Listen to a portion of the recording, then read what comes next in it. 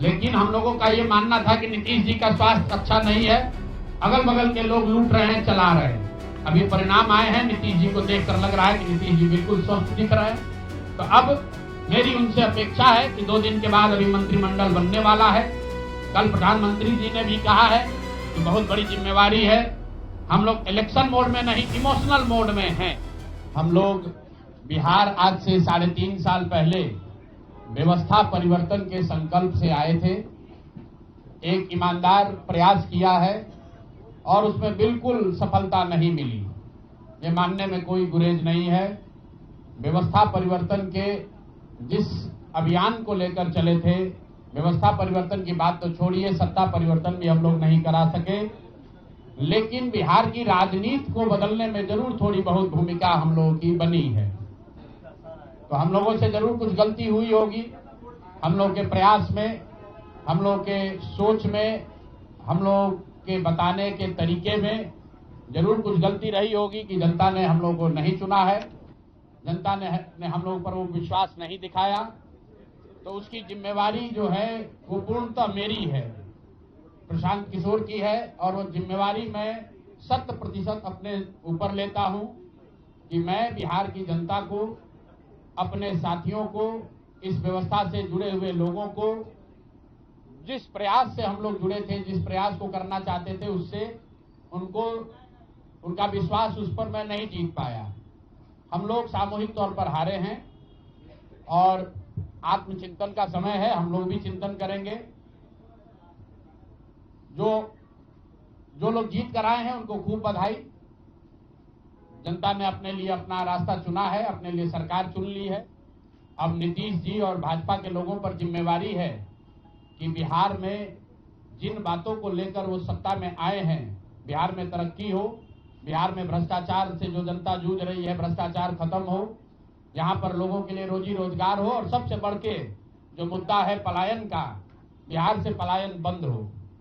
हम लोगों से जो गलती हुई है, जिन लोगों ने जन स्वराज के विचार पर इस सोच से इस प्रयास से जुड़कर एक सपना देखा था, एक उनकी सोच बनी थी, उनकी आशा की किरण जगी थी कि बिहार में एक नई व्यवस्था बनाई जा सकती है, उन सब के आशाओं पर, अपेक्षाओं पर, उनके सपनों पर खरा नहीं उतरने के लिए जो दोष है वो मेरा है। इसलिए मैं आपसे विनम्रता से आपसे माफी मांगता हूं कि मैं आपके सपनों के आधार के अनुसार, आपके सोच के अनुसार वो व्यवस्था बनाने में नाकामयाब रहा हूं।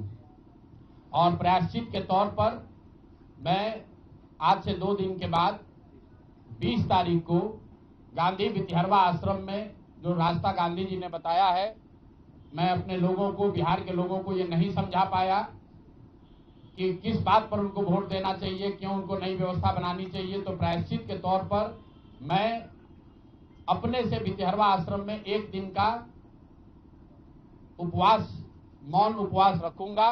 जो भी जन स्वराज के साथी हैं वो जहां पर हैं वहां, अगर वो समझते हैं कि हम लोग के प्रयास में, सोच में जो कमी रह गई, उसको सुधार के लिए प्रायश्चित के तौर पर हम लोग 1 दिन का सामूहिक उपवास रखेंगे। मैं खुद वितिहरवा, गांधी आश्रम वितिहरवा में रहूंगा, 24 घंटे का एक उपवास रखेंगे।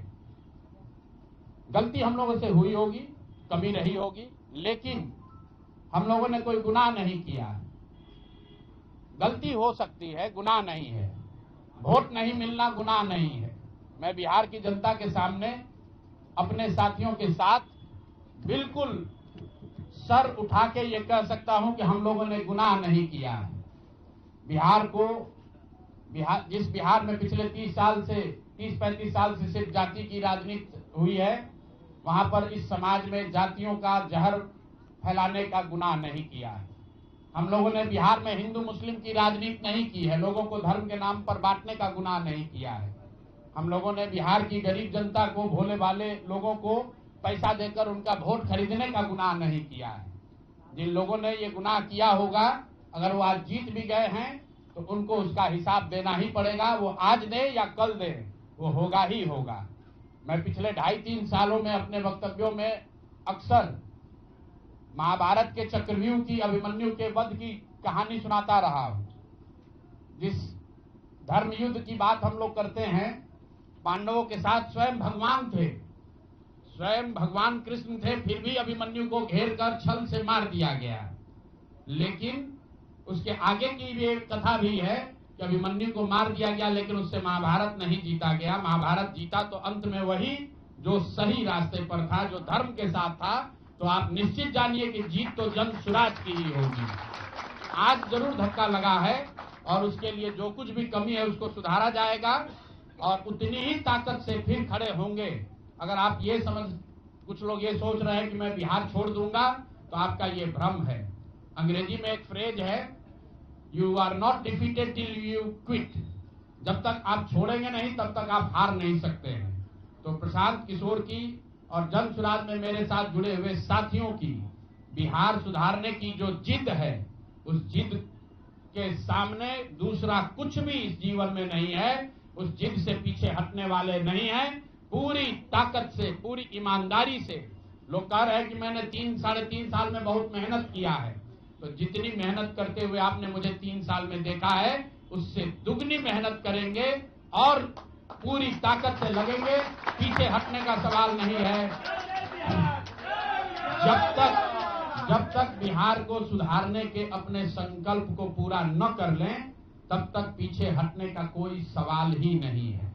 अब चुनाव के परिणामों को लेकर जो बात है, उस पर बहुत विवेचना हो रही है। आपने भी कहा, बड़े बड़े विशेषज्ञ आकलन कर रहे हैं। कोई बता रहा है कि पैसे से जीत लिया गया, कोई बता रहा है कि लालू जी के डर से ध्रुवीकरण हुआ इसलिए जीता गया। कुछ लोग बता रहे हैं कि जातियों की बात अभी पूरी तरह खत्म नहीं हुई। मैं यहां चुनाव के विश्लेषण के लिए नहीं बैठा हूं, लेकिन एक बात तो बिल्कुल स्पष्ट है कि पहली बार स्वतंत्र भारत के इतिहास में और खासकर बिहार में पहली बार ऐसा हुआ है कि कोई चुनाव जिसमें सरकार ने करीब करीब 40,000 करोड़ रुपया जनता के पैसे को खर्च करने का वादा किया है। और मुझे लगता है कि वही एक कारण है जिसकी वजह से एनडीए को इतना बड़ा बहुमत मिला है। मैं सिर्फ आपके ध्यान में लाना चाहता हूं कि 10,000 रुपए की बड़ी चर्चा हो रही है। लोग बता रहे हैं कि 10,000 पर लोगों ने वोट बेच दिया। बिल्कुल नहीं है, ये बात सही नहीं है। मेरा आज भी ये यकीन है कि 10,000 रुपए के लिए बिहार के लोग अपना वोट, अपना बच्चों का भविष्य नहीं बेचेंगे। अगर 10,000 रुपए को आप जोड़िएगा तो प्रतिदिन 5.5 रुपया हुआ। 5.5 रुपए में कौन अपना वोट बेचेगा? लोगों ने 10,000 रुपए के लिए सिर्फ वोट नहीं बेचा है। आपको देखने, जानने, समझने की जरूरत है। और इस पर यह बहस भी हो रहा है। सत्ता में जो लोग आए हैं वो कह रहे हैं भैया हम तो सरकारी योजना चला रहे थे। जो विपक्ष में है वो कह रहा है हम योजना नहीं चला रहे थे, आप पैसा देके वोट खरीद रहे थे। इसका कोई अंत नहीं है, इस बहस का कोई अंत नहीं है। चुनाव आयोग पर लोग टीका टिप्पणी कर रहे हैं, वो चुनाव आयोग का विषय है। बिहार के बेटा होने के नाते, बिहार के नागरिक होने के नाते मेरा बस एक ही प्रश्न है। हर विधानसभा क्षेत्र में 60 से 62,000 लोगों को कम से कम 10,000 रुपया सीधे तौर पर सरकार ने दिया है।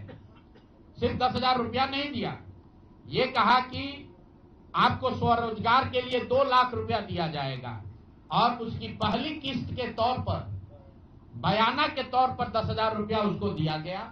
और पूरा सरकारी तंत्र लगाया गया लोगों को ये बताने के लिए कि अगर आप एनडीए को वोट देते हैं तो आपको 10,000 रुपए के साथ साथ आने वाले 6 महीनों में 2 लाख रुपए तक की सहायता मिलेगी। इसको करने के लिए पूरा सरकारी तंत्र लगा। जीविका की दीदियों को बैठाया गया। जितने यहाँ पर आशा आंगनवाड़ी सेविकाएं हैं उनकी सैलरी, उनका मानदेय बढ़ाकर उनको जोड़ा गया। लोग कह रहे हैं भैया काडर कहाँ है? मेरे भाई 2 लाख लोगों को, आप ध्यान रखिए, सिर्फ 10,000 रुपए लोगों को नहीं दिया गया है। हर विधानसभा में, मैं बहुत जिम्मेवारी से जो सरकारी आंकड़ा है वही बता रहा हूं, हर विधानसभा में 60 से 62,000 महिलाओं को 10,000 रुपया दिया गया है। करीब करीब 1 लाख आंगनवाड़ी सेविका, आशा वर्कर और ममता की से जुड़ी हुई महिलाओं को करीब करीब सरकार ने 10,000 करोड़ रुपया अलग से दिया है। इसके साथ ही विकास मित्र और टोला सेवकों को 25,000 रुपया एक बार में, और जो लोग प्रवासी मजदूर बाहर से आए उनको 5,000 रुपया दिया गया है कपड़ा के नाम पर। तो कुल मिलाकर 29,000 करोड़ रुपया, करीब करीब 29,000 करोड़ रुपया बांटा गया है। 40,000 करोड़ रुपए की योजनाओं की घोषणा की गई है। अब हम यहाँ इसलिए नहीं बैठे हैं ये कहने के लिए कि इसी वजह से हम लोग चुनाव हार गए। मेरा अब सीधा सरकार से एक आग्रह है कि आपने 2 लाख रुपए देने का वादा किया है, जनता ने आपको मत दे दिया, अब आप सत्ता में बैठे हैं, तो कृपा करके जो 1.5 लाख महिलाएं, 1.5 करोड़ महिलाएं हैं जिनको आपने 10,000 रुपया दिया है, उन सभी महिलाओं को अगले 6 महीने में 2 लाख रुपए तक देने की व्यवस्था कीजिए, क्योंकि अगर वो हो जाएगा तो बिहार से बेरोजगारी दूर हो जाएगी, बिहार से पलायन बंद हो जाएगा। और अगर आपने ये नहीं किया तो ये बिल्कुल स्पष्ट हो जाएगा कि आपने ये 10,000 रुपया किसी योजना के तहत नहीं दिया था, सिर्फ और सिर्फ वोट खरीदने के लिए दिया था।